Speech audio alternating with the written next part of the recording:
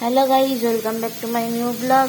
তো আজ হলো বৃহস্পতিবার দুপুরে লাঞ্চে খাওয়ার জন্য কী কী রান্না হচ্ছে দেখে নাও। সকালবেলা হয়েছিল রুটি, সেটা তো দেখিয়েছি।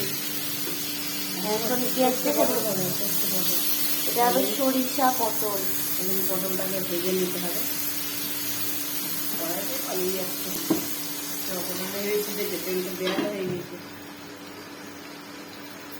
ঢাকা দেওয়া হলো। আর কি হবে? চিকেন হবে, সর্ষে পটল হবে, ডিম আলু পেঁপে দিয়ে ঝোল করবো আজকেও।